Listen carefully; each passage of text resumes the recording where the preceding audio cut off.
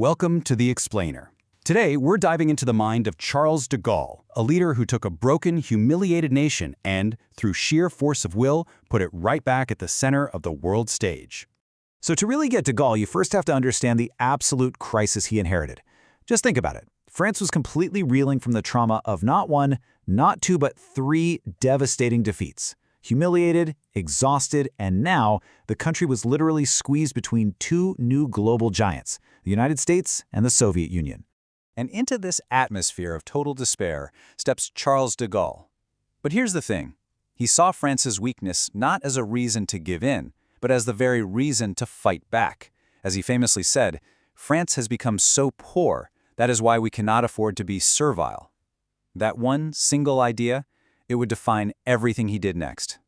So, to really understand his strategy, we first have to understand the man himself. And de Gaulle, well, he was a figure of these incredible, almost unbelievable contradictions.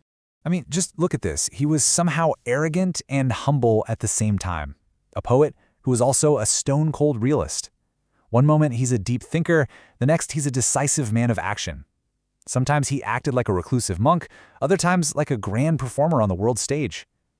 But all these competing traits were laser-focused on one single, all-consuming mission: to restore the sovereignty and the greatness of France. Now, this complex personality of his wasn't just an attitude. No, it translated directly into a formal political ideology. It was a clear, consistent blueprint for how France was going to navigate a very hostile world. His entire worldview, which we now call Gaullism, can really be boiled down to these 6 core pillars. And what's so interesting is that they mix some classic, old-school diplomacy with a radical and, as some would say, prophetic new vision for the future. And this is where you can really see the two sides of his thinking. The first 3 pillars, pretty standard stuff for any foreign policy realist, right? But the last 3, being skeptical of America, seeing independence as a moral duty, and demanding a world with many powers, not just 2, this is what made de Gaulle truly radical. And frankly, it's what made him so infuriating to the established powers of his time. At the very heart of his entire struggle was this deep, deep contempt for an idea he called collaborationism. For de Gaulle, this was the ultimate sin.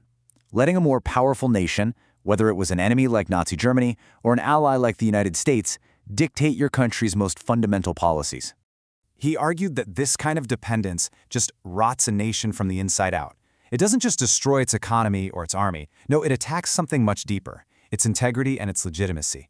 Its very right to call itself a true independent state. So here's the most crucial point. For de Gaulle, letting another country make your big decisions wasn't just a political failure. It was a spiritual failure. He believed a nation that outsources its own defense, its own destiny, ultimately loses its soul. And listen, this philosophy was not just talk. It led directly to his most audacious, most expensive, and most controversial policy of all: creating an independent French nuclear deterrent. It was the ultimate act of defiance, the ultimate refusal to collaborate. Which, of course, brings up the obvious question. In a world with 2 nuclear-armed superpowers, how on earth could a medium-sized power like France possibly hope to stand on its own 2 feet? Well, the accepted answer back then was simple. You just huddle under America's so-called nuclear umbrella. It was basically a promise from the US that it would use its own nukes to defend any ally that got attacked. But de Gaulle, he didn't see a safety net. He saw a trap.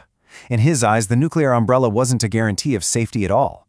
He saw it as a clever trick to keep allies like France dependent, to keep them under the thumb of American power. His solution was absolutely brilliant. It's a strategy known as asymmetrical deterrence. The logic is simple, but it is powerful. He asked, would the US really be willing to risk losing New York to save Paris? De Gaulle bet the answer was no. Therefore, the only real guarantee was for France to have its own small but credible nuclear force, just enough to inflict such horrible damage on any attacker that the cost of invasion would be way too high, even for a superpower. And he was absolutely committed to this. In 1966, he turned his theory into jaw-dropping action. He pulled France out of NATO's unified military command, and then, to the shock of the entire world, he kicked all American troops and their military bases off of French soil. So what's the legacy of this incredibly defiant strategy? And why do so many people think de Gaulle's ideas are actually more relevant today than they've ever been?